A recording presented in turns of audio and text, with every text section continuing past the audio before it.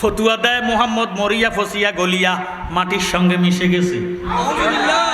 কিয়ামত পর্যন্ত আল্লাহ আল্লাহ করতে পারবে, নামাজ রোজা করতে পারবে, তাদের আল্লাহ আল্লাহ জিকির আল্লাহ দরবারে কবুল হবে না। জ্ঞানী গুণী ভাই বাবারা বন্ধুরা, এখন আমাদের দলিল আছে কি নাই? দলিল হইল মুহাম্মাদুর রাসূলুল্লাহ সাল্লাল্লাহু আলাইহি ওয়াসাল্লাম। জোরে সোরে কোন মারহাবা। এবার আমি দলিল দিলাম, নেন মহামান্য জজ সাহেব, আমার দলিল আছে, দলিল নেন। মহামান্য হাকিম সাহেব, জজ সাহেব দলিলটা উল্টাইয়া দেখতেছে, দলিল আছে ঠিক, দাগ নাম্বার নাই, খতিয়ান নাম্বার নাই। আমি জ্ঞানী গুণী ভাই বাবার কাছে জানতে চাই, এই দলিলটা গ্রহণ হবে নি? এটা হলো বুয়া। এটা কি? বুয়া। লা ইলাহা ইল্লাল্লাহ দাবি, দয়াল নবী দলিল, দাগ নাম্বার কই, খতিয়ান নাম্বার কই? দাগ নাম্বার খতিয়ান নাম্বার হইল ইমাম হাসান হোসাইন।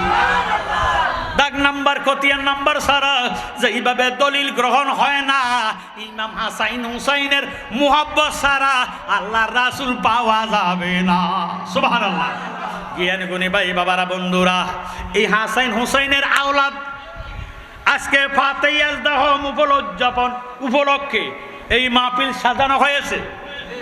কথা কয়, ঈদ মিলাদুন নবী আছে, ও ফাতেহা ইয়াজদাহম আছে কি নাই? ওলি আল্লাহর শান, এটা গাউসে পাকের মাস। মারহাবা কয়। আমরা একটা সূর্য চিনি, আসলে সূর্য হইল তিনটা। কটা? একটা সূর্য বাবার মাসকে উদয় হয়, মাগরিবে অস্তমিত যায় 9,30,00,000 মাইল দূরে, পৃথিবী হইতে 13 লক্ষ গুণ বড়। সুবহানাল্লাহ। প্রথম সূর্য হলো রবিউল আউয়াল, আমার দয়াল নবীজি। সুবহানাল্লাহ। দ্বিতীয় সূর্য হইল ফিরানে পীর দস্তগীর মাহবুবে সুবহানি কুতুবে রব্বানি শেখ সৈয়দ মীর মুহাম্মদ আব্দুল কাদের জিলানি ওয়াল হুসাইনি ওয়াল বুগদাদি রাদিয়াল্লাহু তাআলা আনহু। সুবহানাল্লাহ। তৃতীয় সূর্য হইল ওই যে বাবারে পূর্ব দিকে উদিত হয়, পশ্চিমে অস্তমিত হয়, এই তিনটা সূর্য হইয়া গেছে। সুবহানাল্লাহ। আমার ভাইয়েরা বাবারা বন্ধুরা, এই ফাতেহা আজদাহম এই মাস্টার নাম হলো রবিউস সানি। ঠিক আছে? রবিউস সানি। জ্ঞানী গুণী ভাই বাবারা বন্ধুরা, রবিউস সানি গাউসে পাকের শানে ইজ্জতে আল্লাহ রাব্বুল আলামিন আমার নবীর মাধ্যমে নবীজির আওলাদের মধ্যে ফাটাইয়া দিয়েছে। জোরে সোরে বলুন সুবহানাল্লাহ। কাল কিয়ামতের ময়দানে আমরা জানি বাবারে সবাই নাফসি নাফসি করবে, নাফসি করবে, ইল্লা মুহাম্মাদুর রাসূলুল্লাহ সাল্লাল্লাহু আলাইহি ওয়াসাল্লাম রাব্বি হাবলি উম্মতে বলিয়া উম্মতেরে পার করিয়া দিবে। নাই কোনো বন্ধু গো, নাই দরদি নাই, কঠিন দিনে আমার নবী জীবিনে, কঠিন দিনে আমার নবী জীবিনে। ইয়া নাফসি গো মানুষ ফুকারিবে সবজনে, কঠিন দিনে আমার নবী জীবিনে, কঠিন দিনে আমার নবী জীবিনে। রোজ হাসরে শেষ বিচারে রব্বুল আলামিন ওয়াহিদুল কাহার হয়ে সাজেবেন হাকিম, থাকিবে না দয়া মায়া স্নেহ মমতা, কেউ হবে না কারো জন্য জামিন ও দাতা।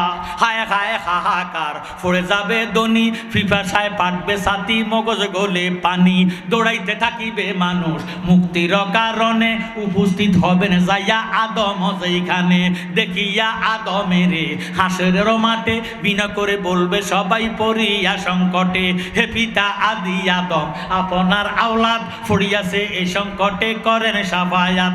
আদম বলবে নাফসি নাফসি, আমি আগে গন্ধম খাইছি রে, আমি না পরমানি করিয়াছি, পারবো না সেই কারণে, কঠিন দিনে আমার নবে যেবিনে, কঠিন দিনে আমার নবে যেবিনে। জ্ঞানী গুণী ভাই বাবারা বন্ধুরা, হাসরে ময়দানে সূর্যের তাপে তামার জমিনের বাপে আল্লাহর বান্দার যখন মুজগদা বক বক বক বক কইরা উতরাইব, ওই টাইমে নাফসি করব।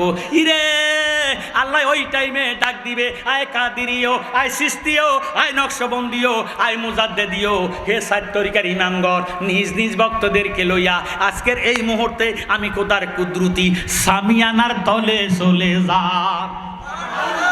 আল্লাহর ওলিরা ওই টাইমে যার যার ভক্ত মুরিদানদেরকে নিয়ে যখন ওনার আল্লাহ পাকের কুদরতি রহমতি সামিয়ানার তলে নিয়ে যেতে থাকবে, ওই টাইমে নবীগণ এবং শহীদগণ ঈশা পোষণ করবে আর আল্লাহরে ডাক দিবে, আল্লাহ তারা কারা যাদেরকে তুমি মেহমান বানাইয়া ডাকিয়া ডাকিয়া রহমতের সামিয়ানার তলে নিয়ে যেতে সগো আল্লাহ, তাদের পরিচয় ডাকি, তারা কি নবী নেই? আল্লাহ উত্তর দেয় তারা নবী না। কয় তাহলে তারা কি শহীদ নেই? আল্লাহ কয় তারা শহীদ না। কয় তাহলে তাদের উপরে কোনো আসমানি কিতাব নাজিল হয়েছে নি?